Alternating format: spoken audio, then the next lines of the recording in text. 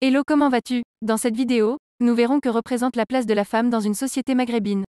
Bienvenue sur la chaîne Questions-Réponses. La chaîne où vous trouverez réponse à tout.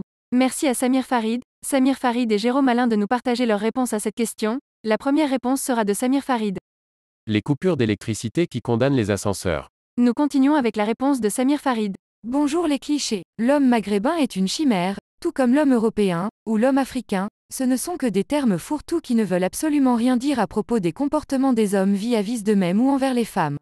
Sinon, si tu peux être plus précis, et nous dire en quoi les hommes non maghrébins sont-ils meilleurs dans le traitement des femmes non maghrébines, ça pourrait m'aider à me situer dans le cadre caricatural de la question, puisque je suis un homme maghrébin.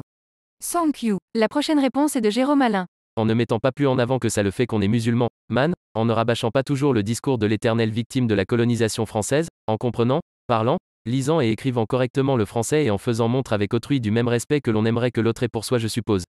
Pour ce qui me concerne, du moment qu'une personne d'une autre origine, maghrébine ou non, observe ses principes, a pour ambition majeure dans la vie de ne pas trop emmerder ses voisins, ne fait montre d'aucun prosélytisme religieux, port du voile, prière de rue, menu halal, et se contente d'observer la loi, en essayant d'apporter sa contribution au pays par son travail ou son talent, je ne vois pas pourquoi, en tant que membre de la société française, celle-ci n'aurait pas au moins autant que moi le droit de se revendiquer comme française et ne pourrait pas être considérée comme citoyen, ne français.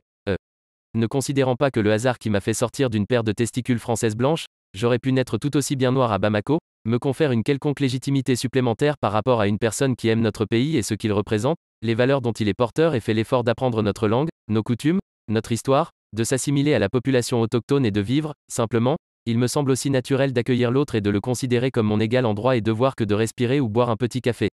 Je pense qu'en définitive, ce type de réflexion est celui de la majorité de la population en France, quelques franges extrémistes mis à part des deux côtés du spectre, gauche et droite. Voilà plusieurs années à présent que je vis dans d'autres pays que celui qui m'a vu naître, au bout du compte, ayant testé d'autres nations, je dirais que le français n'est ni plus ni moins raciste que tous les autres peuples sur cette terre. Plutôt moins, même, certes, nous pourrions et devrions être plus tolérants, je vous l'accorde. Nous avons de grandes leçons d'humilité à prendre du côté de l'Asie du Sud-Est, notamment.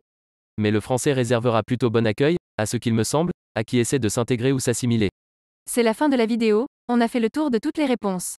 Merci d'avoir regardé cette vidéo, si elle vous a plu, vous pouvez vous abonner et laisser un j'aime sur cette vidéo. On arrive à la fin de cette vidéo, partagez-nous votre point de vue sur cette question en commentaire. Et à la prochaine.